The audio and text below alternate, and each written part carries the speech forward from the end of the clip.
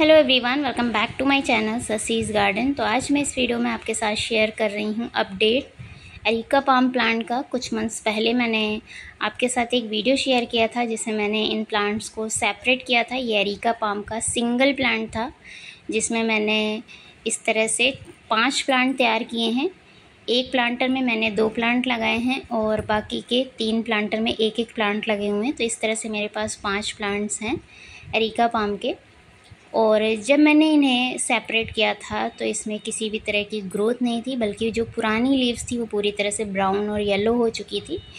तो जिस वीडियो में मैंने इन प्लांट्स को सेपरेट किया था उस वीडियो का मैं लिंक डिस्क्रिप्शन बॉक्स में डाल दूँगी, आप जा कर के ज़रूर एक बार चेक करिएगा किस तरह से मैंने इन्हें सेपरेट किया था।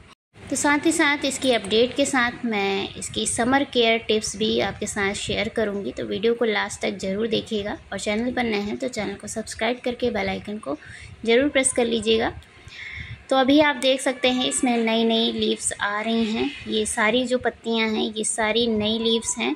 सेपरेट करने के कुछ दिनों बाद ही जो इसकी पुरानी पत्तियाँ थी वो ब्राउन पड़ना स्टार्ट हो गई थी, तो मैंने उन सभी पत्तियों को कट कर दिया था। उसके बाद से ही आप देख सकते हैं इसमें नई ग्रोथ आना स्टार्ट हो गई हैं। इस तरह से नई नई पत्तियां बन रही हैं। तो सेपरेट जब मैंने इन प्लांट्स को किया था फरवरी मंथ में, उसके 1 मंथ बाद मैंने काउडंग मैन्योर इन प्लांट्स को दिया था और काउडंग मैन्योर देने के 15 दिनों बाद मैंने इसमें टी लीफ कंपोस्ट दिया है 15-15 दिनों के गैप में। तो उसके बाद से इस तरह से फर्टिलाइज़र देने के बाद आप देख सकते हैं प्लांट की ग्रोथ बहुत अच्छी है। इसमें 2 प्लांट लगे हुए हैं और डोरमेंसी के बाद प्लांट में कुछ आपने देखा होगा पैचेस दिखाई देते हैं ब्लैक कलर के इनकी स्टेम पर। इन्हें स्केल अटैक भी बोलते हैं। तो ये भी एक तरह की बीमारी होती है जो आमतौर पर एरिका पाम प्लांट में आपने देखी होगी। नीचे से स्टेम भी हल्की सी येलो होने लग जाती है।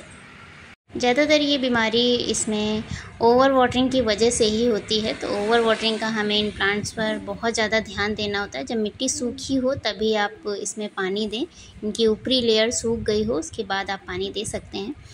तो बात करें अगर इनके प्लेसमेंट की, आपको इन्हें किस तरह की जगह पर रखना चाहिए, तो एरिका पाम एक इंडोर प्लांट भी है। आप इसे इंडोर रखेंगे तो इंडोर भी बहुत अच्छे से चलता है। अभी आप देख सकते हैं ये मैंने ऐसी जगह पर रखा हुआ है जहाँ पर इन्हें इनडायरेक्ट सनलाइट मिल रही है। ऐसी जगह पर इन प्लांट्स की ग्रोथ बहुत अच्छी होती है और इनकी पत्तियाँ भी जलती नहीं हैं। आपने मोस्टली देखा होगा अगर आप इन्हें धूप में रखेंगे तो इनकी पत्तियाँ पीली पड़ती हैं और जो पत्तियों की टिप्स हैं वो ब्राउन पड़ने लग जाती हैं और धीरे धीरे करके पूरी जो इसकी लीफ आप देखेंगे सूखने लग जाती है।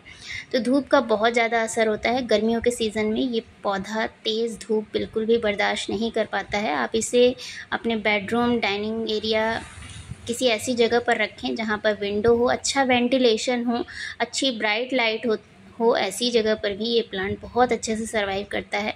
और अगर इस तरह से छन करके धूप मिल रही हो, इनडायरेक्ट सनलाइट मिल रही हो, तो ऐसी जगह पर भी ये प्लांट बहुत अच्छे से सर्वाइव करता है। तो अब बात कर लेते हैं इस प्लांट को आप किस तरह से वाटरिंग करें।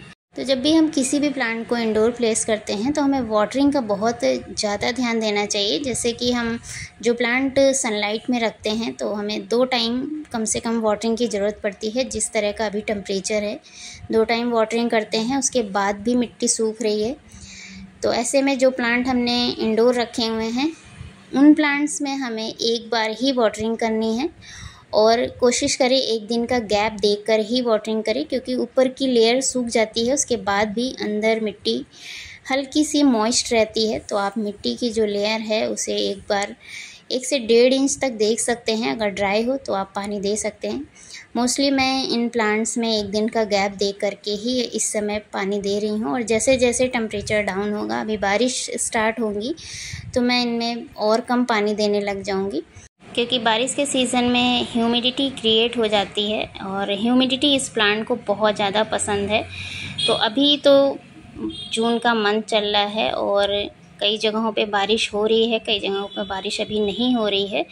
तो अगर इस तरह से आप मिस्टिंग करते रहते हैं अपने एरिका पाम के प्लांट को, या इंडोर प्लांट पर भी आप इस तरह से मिस्टिंग करते रहेंगे, तो प्लांट आपके खुश रहेंगे, हेल्दी रहेंगे और आप जब भी पानी दें तो एक बार इनकी पत्तियों को ज़रूर धुल दें, क्योंकि इनकी पत्तियों पर धूल मिट्टी भी जमा हो जाती है और ये अपना जो फोटोसिंथेसिस का प्रोसेस है वो अपनी लीव्स के ज़रिए ही करते हैं, इसलिए हमें इनकी पत्तियों को हमेशा साफ़ रखना चाहिए।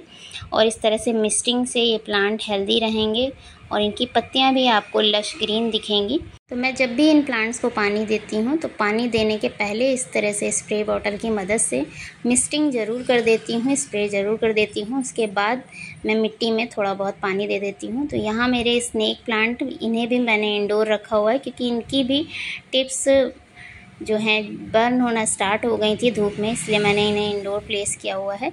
तो इस तरह से अभी का जो सीज़न है मई जून के मंथ में हमें अपने प्लांट्स को इंडोर ही रखना चाहिए। कुछ ऐसे प्लांट्स हैं जो बहुत जल्दी जलने लग जाते हैं, तेज़ धूप बर्दाश्त नहीं कर पाते हैं और गर्म हवाएं भी चल रही हैं, जिसकी वजह से पत्तियां बहुत जल्दी बर्न होने लग जाती है। ये आप क्रिसमस ट्री का प्लांट भी देख सकते हैं, इसे भी मैंने इंडोर ही रखा हुआ है। और अगर मैं इस प्लांट को अभी डायरेक्ट सनलाइट में रखती हूँ तो इसकी टिप से पत्तियाँ ब्राउन होना स्टार्ट हो जाएंगी और धीरे धीरे करके पूरा ही प्लांट सूख जाता है। इसे भी तेज़ धूप बर्दाश्त नहीं होती है। तो विंटर सीज़न में ये सभी प्लांट्स खुली छत पर ही रखे हुए थे, फुल सनलाइट में ही इन प्लांट्स को मैंने रखा हुआ था।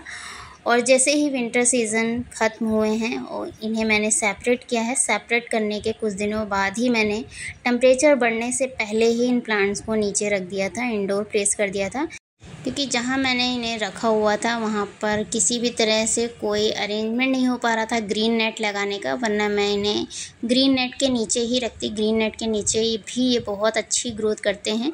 तो लास्ट ईयर ही मैंने इस प्लांट को परचेज़ किया था और इसमें 2 से 3 स्टेम वाला प्लांट मैंने परचेज़ किया था, मुझे 150 रुपीज़ का मिला था। और इसकी सिंगल स्टेम जिस तरह से मैंने इसे सेपरेट करके लगाया हुआ है, इसकी सिंगल स्टेम वाला अगर आप प्लांट लेते हैं नर्सरी से तो आपको 50 to 60 रुपीज़ में आसानी से मिल जाता है। और जो बंचेस वाला वो थोड़ा सा कॉस्टली पड़ता है, प्लांटर में लगा हुआ भी मिल जाता है आपको।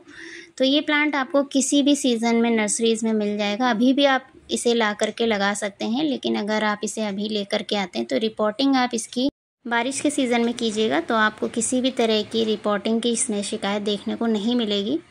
तो इसकी रिपोर्टिंग या इस तरह से सेपरेट करने का जो काम होता है वो या तो विंटर सीज़न ख़त्म होने के बाद फरवरी मंथ में आप कर सकते हैं, फरवरी लास्ट तक आप कर सकते हैं। और उसके बाद बारिश के सीज़न में भी आप इसकी रिपोर्टिंग, अगर रिपोर्टिंग करना चाहते हैं तो रिपोर्टिंग कर सकते हैं, और इस तरह से सेपरेट करना चाहते हैं तो सेपरेट भी इस प्लांट को कर सकते हैं। तो ये सारी नई लीव्स निकली हुई हैं और इसकी टिप्स आप देख सकते हैं, किसी भी प्लांट की टिप ख़राब नहीं हुई है, बर्न नहीं हुई है, वरना इस सीज़न में इनकी टिप्स बहुत ही जल्दी जलना शुरू हो जाती हैं। तो इस तरह से अगर आप एरिका पाम प्लांट को रखते हैं और इसकी देखभाल करते हैं समर सीज़न में, तो ये प्लांट आपका पूरे साल आपके गार्डन में बना रहेगा। और इसी तरह से ये जो सिंगल प्लांट जितने भी आपको दिखाई दे रहे हैं, इनके भी बेबी प्लांट निकलेंगे और इसी तरह से मैं इन प्लांट्स को सेपरेट करती जाऊँगी, तो मेरे पास एक प्लांट से मल्टीपल प्लांट्स तैयार हो जाएंगे। तो एरिका पाम जो प्लांट है वो एयर प्योरीफायर प्लांट भी है और दिखने में भी बहुत सुंदर लगता है। तो इस प्लांट को आप अपने गार्डन में ज़रूर ऐड करें। ये काफ़ी अच्छी हाइट के हो जाते हैं, जैसे जैसे इसका साइज़ बढ़ता जाए आप इनके प्लांटर का भी साइज़ बढ़ाते जाएं। तो ये वीडियो अगर आपको पसंद आया हो तो लाइक करिएगा, कमेंट करके ज़रूर बताइएगा, और चैनल पर नए हैं तो चैनल को सब्सक्राइब करके बेल आइकन को ज़रूर प्रेस कर दीजिएगा। तो मिलते हैं फिर से इसी तरह के एक और नए वीडियो में, तब तक के लिए thank you so much for watching.